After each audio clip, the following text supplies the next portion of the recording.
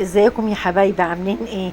كل سنة وانتم طيبين. عيد اضحى مبارك عليك وعلى امة المسلمين اجمعين. يا رب يجعله عيد سعيد عليكم يا رب. بصوا الطبق بيتكلم على من نفسه كده، هو اللي بيتكلم. بصوا الكبدة على لونها واللون جميل. ده اسمه طبق حلويات المذبح او صينية حلويات المذبح. طب في ناس كتير قوي ما تعرفهاش، اللي هم بتوع بره، اللي هم مش مصريين، ما يعرفوش يعني ايه الاكله ديت. انا هقول لكم عباره عن ايه حلويات المذبح ديت. بصوا الالوان بتاعها، الوانات وجميل وشويه حركات كده فيها، يا جماله يا جماله. بقول لكم ايه، تيجوا نشوف احنا عملنا الحلويات المذبح دي ازاي. هقول لكم برضه عباره عن ايه. بس اهم حاجه الطبق الشيك الجميل ده، اللايكات الجميله بتاعتكم والاشتراكات الحلوه يا حبايبي، وتقولوا لي انتوا بتتابعوني منين. يلا بينا على البوتاجاز جري. يلا نقول بسم الله الرحمن الرحيم. انا معايا حلتين حاطه فيهم ميه اهم، ما تسخنوا كده الميه. نبدا نعمل بوكيه جرنيه كده. انا معايا عندي طحال غسلاه ومنضفاه ومخليه زي الفل. هو الفشه غسلتهم بدقيق وليمون، دقيق وليمون ونقعتهم حبه كبيره عشان الزفره اللي فيه كله تختفي. هنحط بقى، وبعد كده شطفتهم طبعا. هنحط في الميه طماطم جزر بصل، ورق لورا اهيت. وهحط في الحله التانية نفس اللي انا حطيته هنا، هحطه في الحله التانية اهي. ومعايا هنا كام فص حبهان انا مكسراهم، هنا فصين وهنا فصين كده اهمت.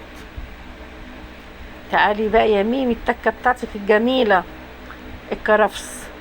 ده عيدان الكرفس، انا بخلي الورق لوحده، ودي العيدان اللي هي ايه العروق بتاعته. بتنفعني بقى العروق دي، بخزنها بقى من الشتاء من الشتاء بتفضل عندي طول الصيف لغايه ما بيطلع الكرفس تاني.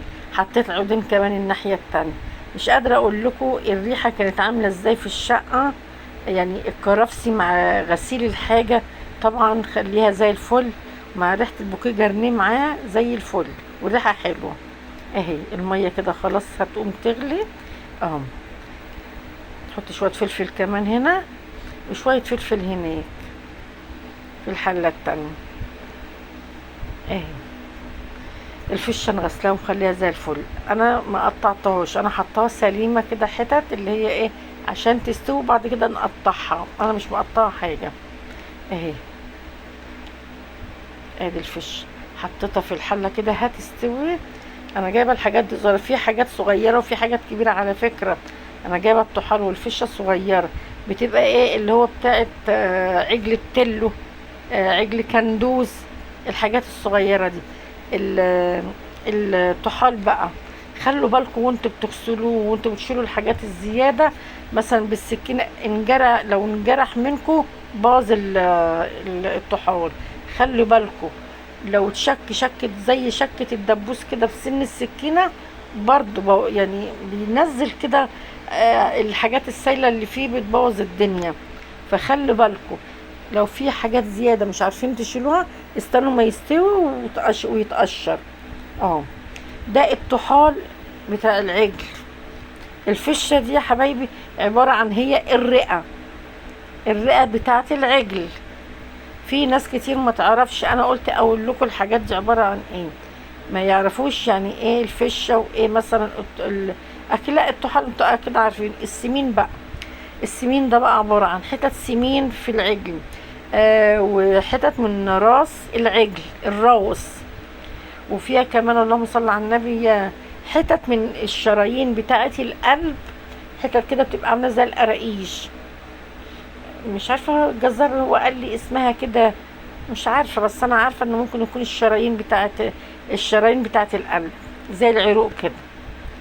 دي هي كده. والسمين بقى حطيت برضو رورة، حطيت فلفل اسمر، وحطيت حبهان برضو. كل ده النكهات دي انا حطيتها كلها في الحاجات اللي اتسلقت، الحاجات اللي اتسلقت كلها اهي. دي بقى انا هخليها تتشوح مع بعضها، وبعد كده ازودها شويه ميه شويه ميه، مش هعومها خالص اهي. اول ما بتتشوح لسه على البوتاجاز بقى هنعمل ايه بقى، هنقشر الطحال. انتوا خلوا بالكم منه، ما عرفتوش تشيلوا يعني الزيادات على قد ما تقدروا شيلوا، ما عرفتوش تشيلوها شيلوها بعد ما تتسلق. زي ما انا اهو. شوفوا انا بشيل الايه، جلده تخينه عليها، دي القشره بتاعته اللي بتحفظه اهي، بتتشال بسهوله يعني اهي. فخلوا بالكم يعني اللي يجي يغسله، وفي بيبقى فيه دهون وحاجات كتير قوي زفرة كده، بالسكينة بالراحة او بمقص مخصص بتاع المطبخ تشيله بالراحة. واهم حاجة خلوا بالكم اوعوا يتجرح. قشرناه كده خلاص اهوت. نرجع بقى نشوف الحلويات. هي نزلت المية بتاعتها شوية اهيت، بس انا برضو هزود. بصوا اهي، دي لحمة الراس اللي فيها الحتت البيضاء، والحتت البيضاء دي على فكرة بتتقشر برضو بعد ما بتستوي. دي مية سخنة، متحطوش مية ساقعة. لحمة، فراخ، اي حاجة من اللحوم دي ما ينفعش تحطي مية ساقعة، لازم تحطي مية سخنة. هقلبها كده برضو، بس ما بتغلي هقوم موطية عليها تستوي على نار هادية بقى براحتها قبل ما نشوف هنعمل ايه. احنا بقى نعمل ايه؟ نبدأ بسم الله الرحمن الرحيم، نقطع الطحال. شوفوا مستوى بقى قد ايه، هو كان ما شاء الله كان كبير قوي. طبعا الدنيا كلها تعرف ايه الطحال، زي ما عندنا احنا يا بني ادمين طحال. هنقطعه كده بالطول علشان نعرف نقطعه. هنقطعه شرايح كده بحيث ان ايه تبقى حتت صغيرة.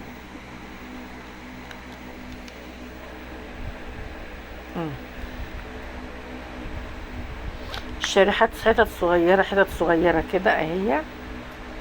قطعيها على قد اللقمة، يعني ايه مثلا ما عشان ما تقطعيش منها حتة وتاكلي نصها وتسيبي نصها، لا، اقطعي الشريحة على قد لقمة العيش اللي هتغمسيها. بصوا على قد لقمة العيش بالظبط.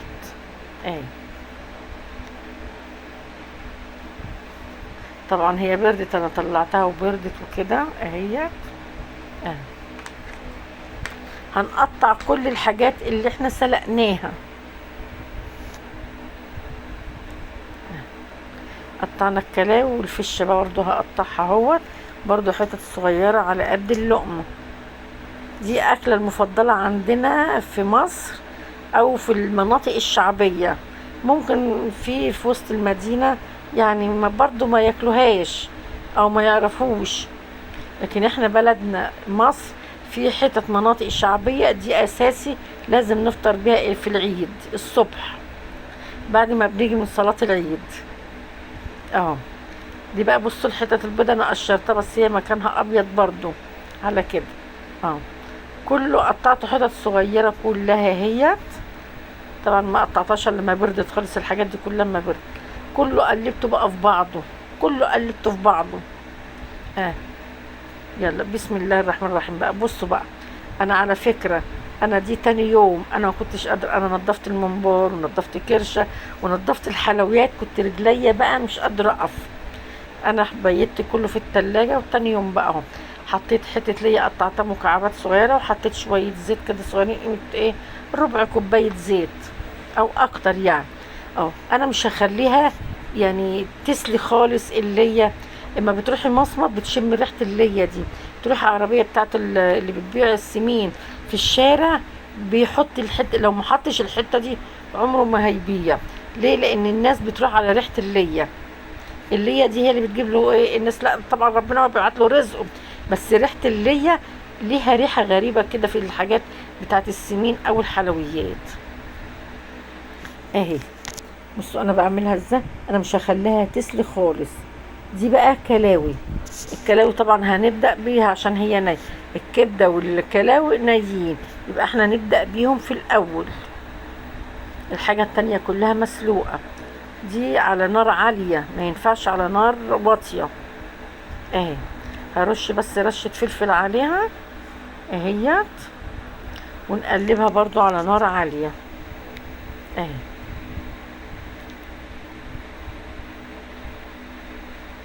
النار العالية بتخليها تتشمع بسرعة كده حلوة، وما تنزلش ميتها. لو خليت النار هادية هتنزل ميه منها. اه. بصوا اللي شوف الشكل بتاعها ابيض ازاي، مش متحمره، يا دوبك لسعه كده بسيطه اهي. هسويها، هي خلاص كده، خلاص استوت. وادي الكبده. انا ما قلتش انا جايبه قد ايه، جايبه كيلو، جايبه 5، جايبه 10، جايبه نص. كل واحد على قد ظروفه، كل واحد يعمل على قد ظروفه. ان شاء الله من كل حاجه نص كيلو. وتعمله. بس الطحال ما بيتباعش، هو الطحال بيتباع بحاله على فكره. آه. خلاص. وادي الكبده ما سويتهاش قوي عشان ما تشدش. الكبده يا دوبك بتشم النار وبتستوي. انا قلبتها كلها عشان تاخد الطعم معاها. آه. وانا بقى انا قلبت كله مع بعضه بصراحه ربنا، بيتها ما حمرتهاش في نفس اليوم. يعني انا ما عملتهاش في نفس اليوم، انا سلقت وتاني يوم جهزت زي ما انتم شايفين كده. كنت هلكانه، ما كنتش قادره اقف على رجليا، كنت نظفت حاجات كتير وعملت حاجات كتير. بقى بصوا كله هيتقلب مع بعضه. هنحط شويه توابل بسيطه كده، تركات بس يعني. اه.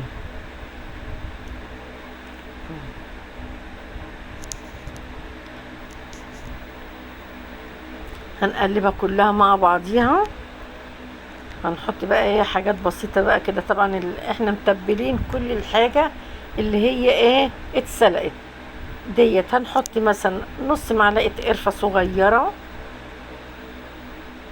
الملح طبعا انتوا فاكرين احنا ما حطيناش ملح، والملح ده بتاعكم انتوا براحتكم. انا حطيت معلقة صغيرة. وما عندكم بقى بهارات لحمة او السبع بهارات حسب ما عندكم متوفر هتحطوا. انا حطيت بهارات عادية يعني اللي هي السبع بهارات اهي. انا اكلاتي كلها كامله يا حبايبي على اليوتيوب، الاكلات كامله. وهتلاقوا بقى على الفيسبوك وانستجرام والتيك توك الاكلات. انا على فكره منزله الطبق حلويات المذبح دي، منزلاها ستوري وال والمنبور. الاكلات هتلاقوها كامله بقى على اليوتيوب. وقولوا لي انتوا بتتابعوني منين. ببقى مبسوطه وفرحانه الناس اللي بتتابعني من بره، اللي هي من المغرب، من الجزائر، ومن فلسطين، في ناس من الاردن. ببقى مبسوطه قوي من الناس اللي هي بتتابعني من بره. ربنا يبارك فيكم، كل سنه وانتم طيبين يا حبايبي. عيد سعيد عليكم يا رب وعلى الشعب المصري كله، وأمة المصري، أمة المسلمين أجمعين. معايا بصلاية كبيرة قوي بقى كده بيضة، يعني الحمرة مش هتبان، بيضة هتبقى أحلى يعني. وفلفلاية حمرة وفلفلاية صفرة. هنقلب. هي كانت عايزة حاجة أكبر من كده، بس يلا احنا ايه، مش هنخلي الفلفل يدبل، هخلي الفلفل صاحي صاحي. يعني ايه بقى، تشويحة كده بس وخلاص. لأن انتوا شايفين بسم الله الرحمن الرحيم مش هناكلها كلها طبعا. يعني انا هقسمها عشان اما اجي اسخنها تبقى الفلفلايه مصحصحه اهي، تبقى الفلفلايه مصحصحه اهي. بصوا ما شاء الله اهو.